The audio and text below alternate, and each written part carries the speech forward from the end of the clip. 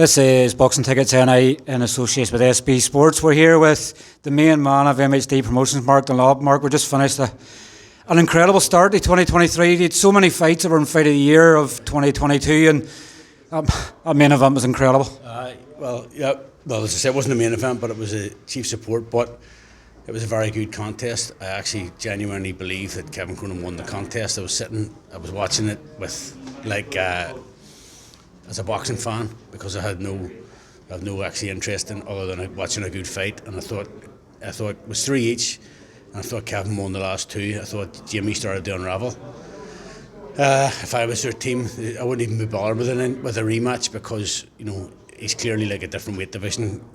Kevin, he's definitely a super middleweight, and if he's doing that there at light heavy, it'd be a monster at super middleweight. But I thought it was a very good contest and a good crowd there, and everybody enjoyed it. But as I say, someone lost, but I don't think it was the right man tonight.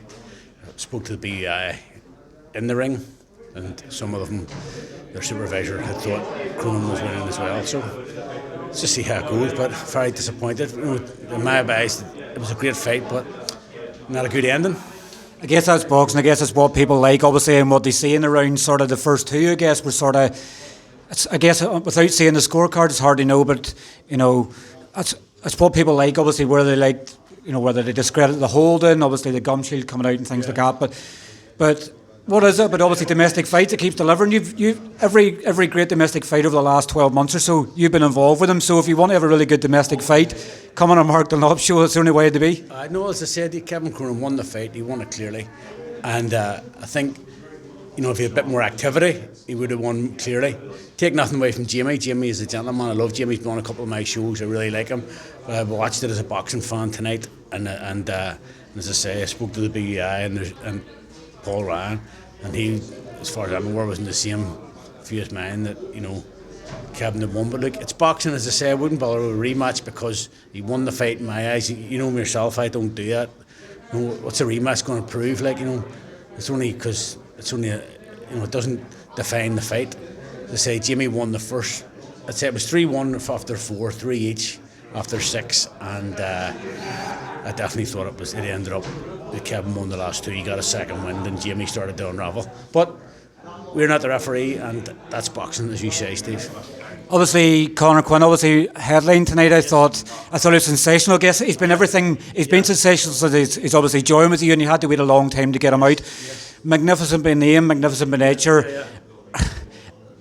I've sort of said to him in his interview earlier, it's probably a bit like Sean McComb in a way, when obviously Sean McComb, before he was beaten, very, very hard to match.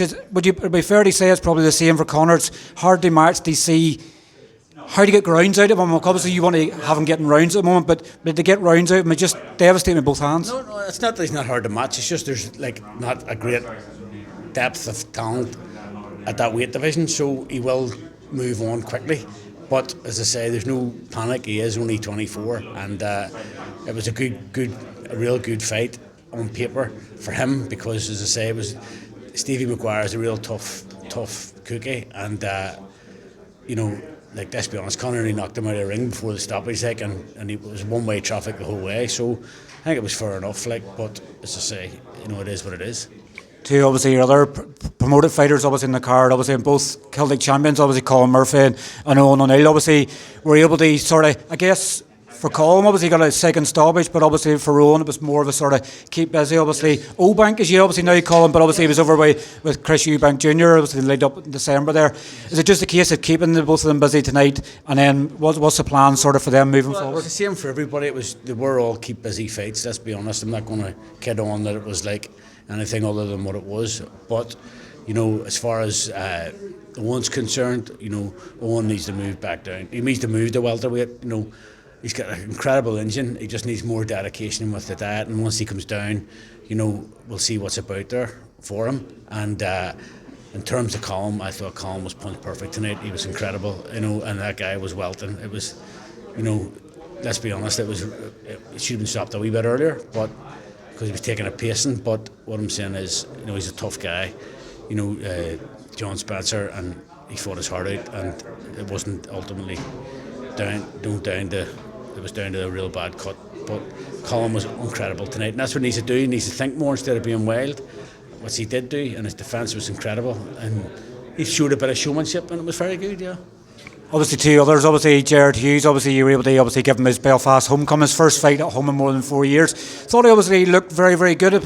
Probably golf sort of in class by the way of his energy in the fight, and I know obviously you were impressed with David Ryan. That's the second time appearing in your card, but I guess it shows that you don't have to be promoted or signed by yourself to obviously get fights. Yes. You're always happy to help every fighter in the whole island of Ireland.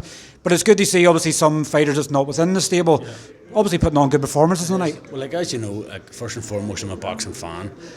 I do this for the love. I don't do it for any other reason. And it's good to help any fighter out. I don't care what stable I work with anybody. It really doesn't bother me. You know the score. There's no ego here. It's about good fights and good nights. And let's be honest, that was packed to the rafters the night. Like we stopped selling, I think about 8 o'clock. Like it was nowhere else. It was just rammed, wasn't it? And I'm glad they all stayed for the last 2 fights, which was good. And they're now starting to sit and say, you know, we will be out again, maybe sooner, maybe March, April. Still working on dates. But you know, while the crowds are coming and the guys are progressing, they're all going the right way, which is the main thing. We'll be back. And as I say, Jared Hughes, I thought he dealt with the whole situation. This guy missed a flight. He was very eager, and then he settled into it, and he won the fight clearly. And Dave Ryan, his opponent pulled out. Usual madness of boxing. His opponent pulled out and left as an opponent down. And Dale Arrowsmith, he turned up and he put up a real great performance. And that's Dave totally outclassed a guy that's 2 weight divisions above him. So it was a good performance by everybody. I thought, It's been a very, very busy year. Obviously, 2022, obviously you had five cards in the year. You've sort of highlighted there maybe potentially March of April. Are you sort of planning the sort of same style throughout 2023, maybe potentially 5-6 cards? I guess it depends what sort of shows are on. There's potentially obviously a Michael Conlan card, which can obviously scupper things a wee bit, obviously, within the Belfast area. And show clash and things like that. What's the plan for you sort of moving forward the rest of the year?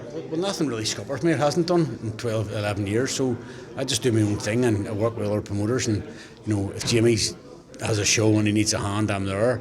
If any of the other lads need a hand, I was disappointed, I'll be honest with you. I was disappointed that show in Dublin that they had, not one of them offered me a slot on the show, but yet, they're always on to me to be on mine. So they're all finished as far as I'm concerned, and I don't really hold grudges. I'll do my own thing. I do what I have to do, and I just make my own plans and stick them. And I let everybody dream and make plans and not make plans and do whatever. And I just do my own thing. And then whenever the time's right and lads will step up, we'll move on. Well, listen, it's been great catching up with you. Obviously, enjoy the rest of your evening. Obviously, you've deserved a couple of drinks tonight when you get home. Obviously, after another great card, but I'm sure we'll catch up with you very, very soon. Oh, mate, I'll be here in the morning cleaning up. People don't see the other side of boxing at this level. So, anyway, the main thing was everybody had a fantastic night and it all went down well, and it was packed to the rafters right to the last fight, first to last. So, thank you very much, Steve. You're doing a great job as well. Cheers, Mark. Take care. Thank you.